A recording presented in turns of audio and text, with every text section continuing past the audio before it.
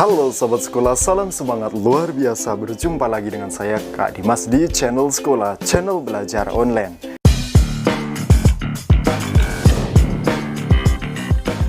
Jadi bagi kalian-kalian khususnya pelajar yang saat ini sedang butuh materi pelajaran, butuh tips trik soal-soal motivasi dan inspirasi, kalian wajib subscribe channel ini.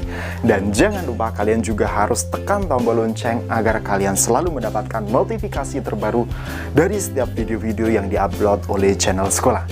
Oke sahabat sekolah, hari ini Kak Dimas akan sharing di kelas edukasi, yaitu materi pelajaran kelas 5 SD tema 5 subtema 1 pembelajaran ke-5.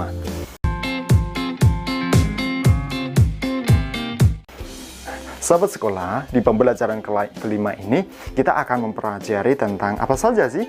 Yang pertama kita akan mempelajari daur hidup hewan. Yang kedua kita akan mempelajari lagu bertangga nada minor. Oke? Sahabat sekolah, silahkan kalian lihat di gambar. Pernahkah kamu melihat 3 hewan tersebut? Aduh, di manakah kamu melihatnya? Lalu bagaimana perasaanmu ketika melihat ketiga hewan tersebut? Perhatikanlah bahwa ketiga hewan tersebut merupakan hewan muda yang baru saja dilahirkan dan menetas.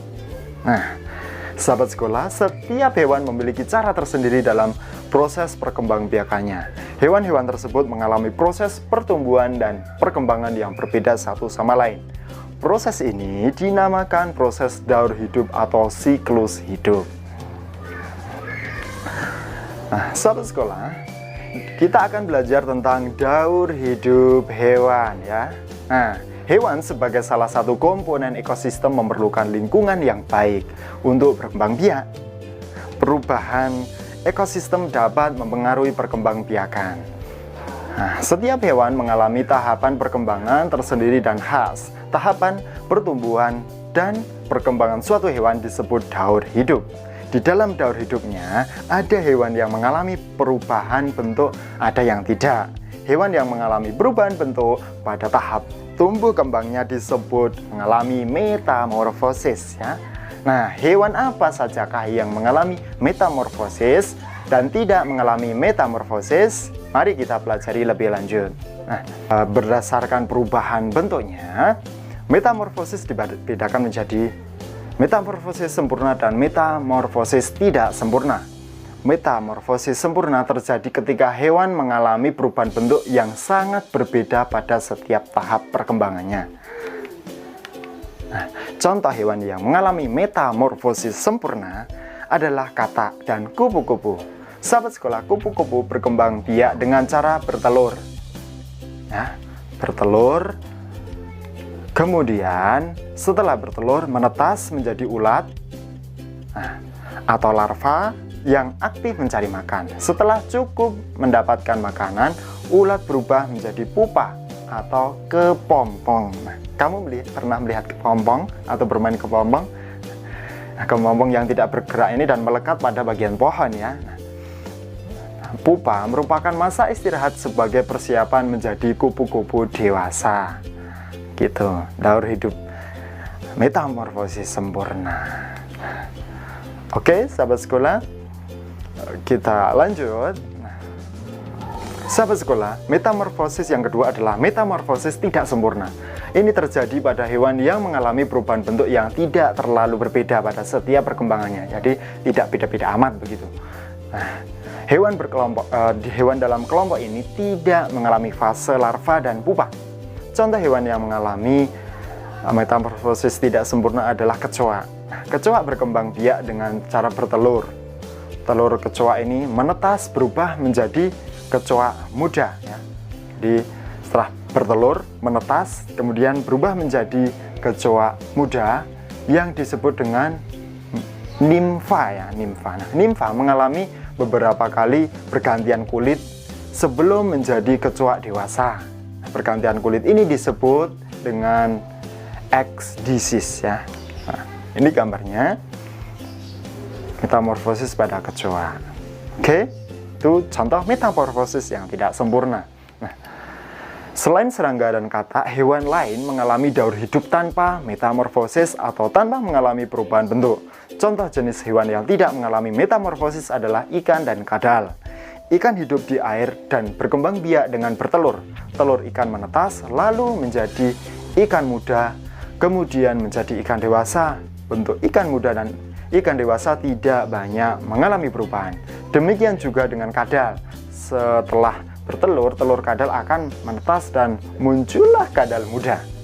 Nah, seiring dengan waktu, kadal muda tumbuh dan berkembang menjadi kadal dewasa yang siap bertelur kembali setelah melakukan perkawinan dengan kadal dewasa lainnya. Nah, sahabat sekolah, kita masuk ke materi tentang tangga nada dari SPDP. Nah, pada saat hendak menyanyikan lagu dan mengiringi sebuah lagu, sebaiknya kamu mengetahui tangga nada yang digunakan pada lagu tersebut, ya.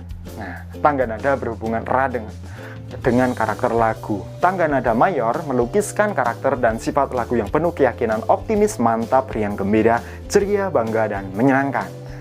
Sementara, ya, tangga nada minor ini melukiskan karakter yang pesimis, kemudian penuh keraguan, sedih, sendu, dan mudah terharu, kecewa, atau kegagalan, dan melankolis. Ini minor, ya. Dalam satu lagu dapat juga digunakan dua tangga nada. Nah, sahabat sekolah, ingatkah kamu tangga nada ini adalah urutan nada yang disusun secara berjenjang.